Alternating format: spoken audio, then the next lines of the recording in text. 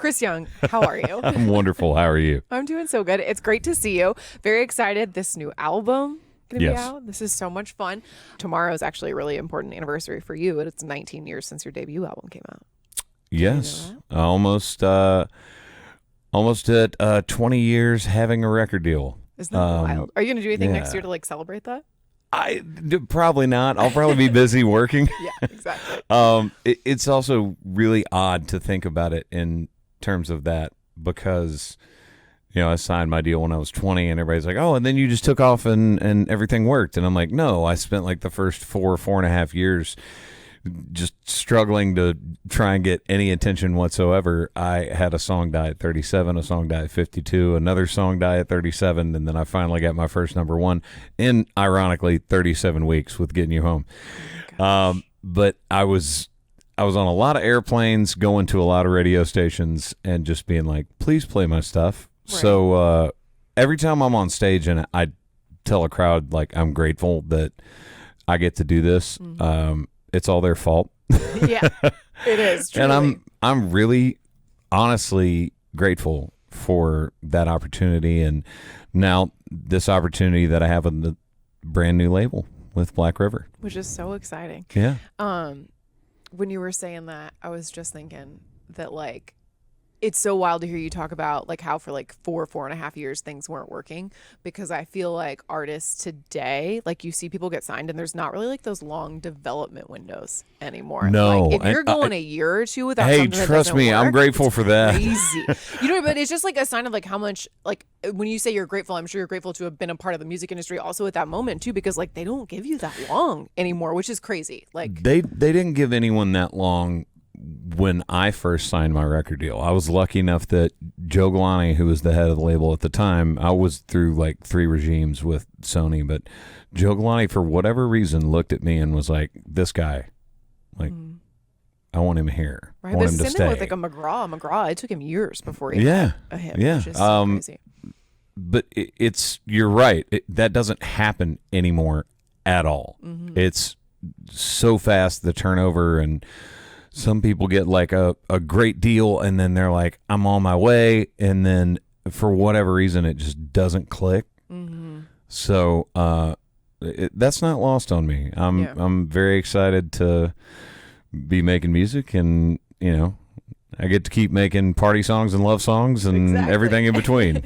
What do you think, thinking about 19 years since this debut album, what do you think that Chris in 2006 would be most proud of Chris in 2026? Well, in 2006, I'm pretty sure I overdrafted on Taco Bell twice. So that just to have money in the bank. that would be a big part of it. But more specifically, just that I know there's songs that people have used in their weddings, like Till the Last One Dies, being the new single. I already know people that have used that song really at their wedding, and that's such a cool thing to me because that's a life moment, and someone is going to remember that for the rest of their lives together. They absolutely are. So that's always what you want when you record a song, is for it to be that impactful on somebody. Did you imagine that when you first heard the song? Were you like, oh, this is for sure, like this was a wedding song, this is a big moment in the live show? So there's 14 songs on I Didn't Come Here to Leave, the record, and 11 of them I co-wrote. I co-produced everything with my buddy Andy Sheridan. We used the same band for every song, but that song specifically, the ones that jumped out to me that I did not write are almost not, I don't want to say more important than the ones that I did co-write, but it's just something different when you hear a song and you're like, God, I wish I thought of that first. Yep. I remember you saying that about saying to Jordan Walker, like, I can't believe you guys didn't call me to write this song. I think it's absolutely an incredible song, and I'm just so excited that it's starting to move up the chart and doing its thing, and that I got a chance to do that with somebody else's song, because that's the only thing they dream about too, It gets lost sometimes that whether it's your 30th song you release or your first song you release, you want people to be like playing this in their car. Exactly. Yeah. Talk about I Didn't Come Here to Leave, the album, 14 songs on here. Talk to me about making this album and like why this collection of 14 songs. First of all, I get that it is ironic that the album is called I Didn't Come Here to Leave, but it's you know, I mean, that's a party song. It's a fun song. I don't know. I think this record, everybody always says this is the favorite record I've made because they're trying to push it and they want people to listen to the songs. But for me, with this record specifically, I really do think we made something that as a whole project is really, really special. There are meaningful songs on here. There's meaningful songs to me. There's meaningful songs about my family members that are on here. It's very open, very straightforward, very honest as a project. And, you know, a lot of people say, you know, art's never finished, it's abandoned. I feel like this project was completed. Wow. That's saying something. Like a lot of the artists, you turn in an album and you're like, how does this feel? Yeah. It feels amazing. It feels amazing that it's done, but also that people are going to get to hear these songs because I wasn't going to do anything at the beginning of this year. Yeah, I remember you saying that. Yeah, like, I know oh, the last wait. time we talked, but I just dove headfirst into this project, and I'm really proud of what we created. I love that. Why did you decide to name it I Didn't Come Here to Leave, like after that song? One, I just sort of think it's funny. It's like, you know, I didn't come here to leave. I came here to get work done. But yeah. Two, after all this time making a new record, I do think after all this time making a new record, I do think this album is something that is very important, very special to me. So I was like, what else am I going to name it? Right. I Didn't Come Here to Leave. There's two songs that like stopped me in my tracks, and there was a couple party songs. The ones that like really caught me, an emotional song. Wow. Where did the inspiration for that come from? Well, actually, even though the guys in the room, we all wrote the song together, Austin Machado, his wife, who is also a friend of mine, I'm actually the godfather to their daughter. This was her idea. She's like, you need to write this because her dad had passed before they got married. And we wrote the song, and I was just like, this is absolutely like devastating in one way, but really heartfelt as well.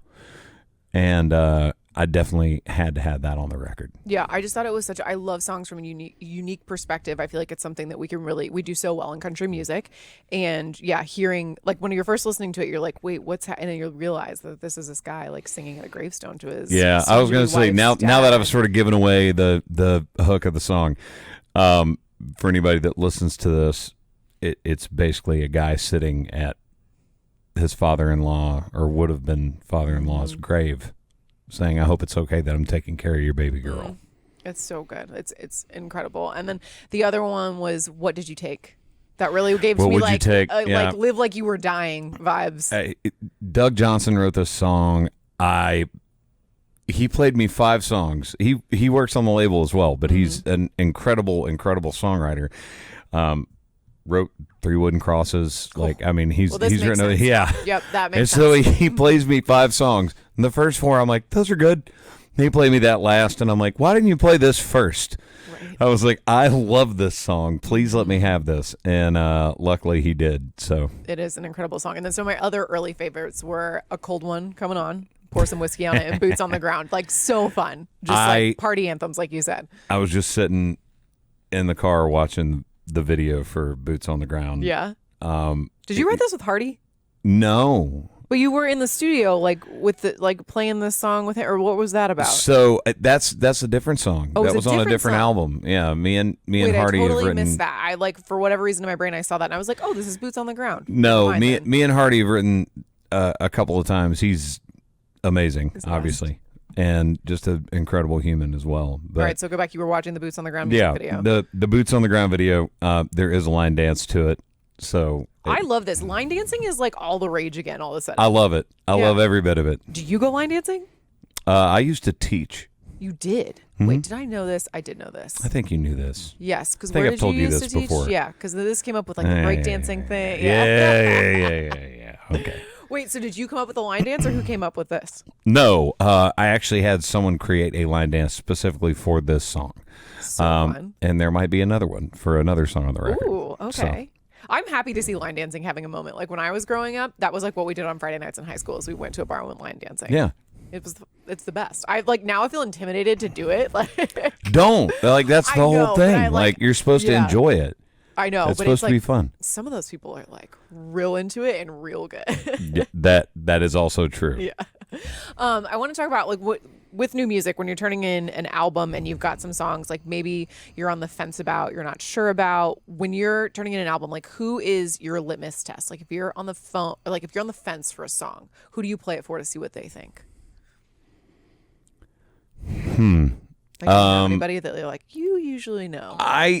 You know what? It's almost dependent on what type of song it is. Oh, interesting. Tell me. For example, there's a song on the record called Tin Roof. That's one of the other ones I did not write. One of my writers for my publishing company, actually, Ty Graham, who's a friend of mine, wrote that song and co-wrote several of the songs on the record. The only way I know how to describe his mentality as an artist, as a songwriter, as a producer is he is like if John Mayer crashed into country music and they became like a thing. So he's got like an incredible voice. He's got great song sensibility. But for someone that wrote Tin Roof, which is like this very meaningful song, the one thing that I thought he would hate was Boots on the Ground. Because it's so irreverent and just fun, and like it's just a fun song, right? It's not gonna change the world. It's not Live Like You Were Dying. It's not. No, it's not. It's but a different you gotta have both, right? Yeah. You have to have both things on a record, and that's his favorite song. That's so funny. I was playing him a bunch of stuff, and I wasn't gonna play him that, and he goes, "What's this song?" And I'm like, "Here you go, listen to this." And he was great. like, "Dude, I love that." Yeah, it's so much fun. when you've got somebody that's very like critiquing of fun party songs and they love the song, you're like, okay, I did something right. It's always a really good sign. And then the album also is dropping on the 8th anniversary of your Opry induction, which I thought was like a really cool. I know in my mind, I remember seeing the video of when you got invited, but I can't remember who invited you to join the it was Vince Gill, and I picked him up over my head. I knew that there was something. I remember you being like, there's a photo of me with Vince Gill in the air, and I'm like, he's a Hall of Famer. I probably shouldn't be doing this. Like, down. as I was doing it, I was like, I should probably put him back down. But Vince Gill, oh my God, one of the sweetest people on the planet. Like, what a cool person He's to do that. Amazing. He really is. Like, every time I see him do a writer's round or something, I'm just like in awe of him. Like, yeah, he's one of those people that I look up to for a lot of reasons, not just his songwriting and all the things that he's done for charity, his vocals, his production, his playing as a guitar player, but just who he is as a person. Yeah, such a good guy. There was something that you posted on Instagram, and it's been weeks back now, but I made a note to ask you about it. You posted about how you won an online contest as a teenager and you got to open for Brooks and Dunn. Talk about that. That's wild. And this would have been like in the heyday of Brooks and Dunn. Yeah, this was one of the. It may have been the last one, but it was Brooks and Dunn headlined, but the opener was Chris Ledoux, and it was before he passed. And I played like as they opened the doors to this festival. Yeah. But still, you're like, and I won an online contest to go open for Brooks and Dunn, and had no idea what I was doing. I was on like a big festival stage with a thrust and didn't understand like, oh yeah, sonically when you move past your wedges that are sitting at your feet, if you don't have in-ear monitors, you can't hear anything. So it was like. We drove a van up from Murfreesboro, Tennessee, all the way to Wisconsin. Oh. Played in Twin Lakes, and stayed all night. Watched the show. Went out in the crowd, and it was amazing. What was the online contest like? What did you have to do? It literally was like a battle of the bands for who was going to open, and I think we played maybe 15 or 20 minutes. Wow! As people came into the festival, but. It was a very, very long time ago. That's so funny, but what a cool story. You celebrated your 40th this summer? Yep. We were just talking earlier about getting old, but not feeling old. How was celebrating your 40th? I love that you're like getting old. Getting old, but we're not. I don't think we're old. You know what I mean? Like, I feel like our age, when our parents were our age, that felt old. I mean, now I'm like, if you count my road years, maybe. Like, I feel like road years count more than normal years, but that's very true. I've also learned a lot from it. So I would say that's one of the most fun birthdays I've had. I took like a whole bunch of my friends and my mom and my dad, and we just hung out together. So fun. And where did you hang out? Like, you rented a place, or what did you do? We did. Okay. Yeah. And it was awesome. That's great. Yeah. Nothing better than like a good 40th birthday feeling. Yeah. Yeah. That's really special. What are you excited about when this airs? We will be dangerously close to the holidays. What are you excited about for holidays this year? Well, I'm doing a Christmas tour for the first time. Yes. Yeah. I have never done one before, and everyone has asked me multiple times if I was ever going to do one. So I decided to double down on my year of not doing anything and do some more stuff. So I launched the album, and then I have a Christmas tour. Yeah, no big deal. But you know what? It is. I think you're gonna have the best time. Like like Brett Eldridge every year does this. There's a couple people who do it, and I'm like, well, Vince does one too. Does it, Ryman, yeah. I'm gonna do sort of a Christmas sandwich for everyone. Mm-hmm. That's the only way I know how to describe it, because there's going to be a whole bunch of Christmas songs at the beginning, a whole bunch at the end, and then right in the middle, I'm going to do some of the normal songs that they hear me play. And we're just making an evening out of it. It's going to be in not small venues, but smaller than what I would normally play. It's just going to be me, my guitar player, and my keyboard player. I love that. I think that's going to be great. And you're going to laugh at me. Speaking of saying, like, talking about getting old, I love a Christmas show or like an evening with, because you know what that means? It means you're sitting the entire time. There's no standing up. There's no pit. That is my favorite kind of concert, when I can sit down the whole time. I want to go to a recital. Where do you want to go? I want to go somewhere where I can sit. Yes, I want to sit the entire, but you know what I mean? Like, you can sit and you can enjoy it. There's no one standing up in front of you. It's just going to be very vibey, very Christmas. To me, Halloween, Thanksgiving, and Christmas, like October, November, December, like I decorate everything at the house for all of those occasions. I'm always like leaning into the spirit of whatever season it is, month to month. And Christmas is my fave. What kind of gift giver are you? Are you shopping early? Do you shop late? I do a little bit of both. Okay. Sometimes I will shop early and I'll hide things. Okay. So no one knows that they're there. My mom is an accountant, so I got to be really sneaky with her. Oh, okay. She's actually been in the music industry longer than me. Yeah, I know she has. Yeah. So. And if she's your accountant, then she knows what you're buying. Well, I used somebody else first, and they were 3 months behind on my bill backs, and I was like, what's the polite way to say this? Nepotism be darned. Yeah. So that I don't say a bad word. I was like, you have to take me on as a client. And God, I mean, she's had Kane Brown and Jamie Johnson. It's like a lot of people. But she's just really good at what she does. But unfortunately, that allows her access to see I was going to say, it's a little what I'm doing. Your mom is in control of your bank account. So. Let's take out a little bit at a time so I can sneakily do this thing. But she's hard to shop for too. I was reading something today that was talking about how AI, people will use that a lot this Christmas just to like spark gift ideas, which I thought was great. I love AI as like a thought starter. And I was like, oh, that'll be good for the people who are hard to shop for. I love AI as a tool, not a crutch. Am I using it as a crutch if I use it? No. Okay. No, you're using it as a tool. What would using it as a crutch be? If you like use it to help you write songs. Okay, yeah, that makes sense. If you write the song and then you input it into something like Suno, which is an app that will create a demo, and then it's like, oh, I like this direction, and then you go cut the song with a band, I think that's when it's a tool. I think using it as a crutch is complicated. And it's interesting because I did a thing with Dr. Pepper, and the audio was off by like this much, and I spent all day in Fort Worth working with them and did like all these different things, and everybody was like, ooh, AI, and I'm like, no. I was like, that was actually me. Oh my God, I know, that's so funny now is when someone's now you can't tell sometimes, and it's very, very confusing. It is very confused. Like some of these have become so realistic. Like I have seen these. There's this one now that people are like asking. I can't remember. I saw it like 3 different times, and I thought that Was they it the were actress? Real. No, it wasn't the actress. It was like people posting with like Riley Green or Morgan Wallen, like hard launching a relationship, and I was like, this looks so real. I felt like a boomer. I was like, I fell for no, it. no. Hang on. So like it's gotten to the point where it's so good. I don't know if you know about this, but I saw this article the other day. There was someone trying to sign an AI actress. Yeah, this is like a whole thing right now in Hollywood. Her name's it's like it's a Tilly huge Norwood problem. or something. Yeah, like what are they? Who's going to represent this AI actress? Right. It's wild. Crazy. So Can you imagine if I'm sitting here interviewing an AI country artist? Never gonna happen. yeah, it'd be great.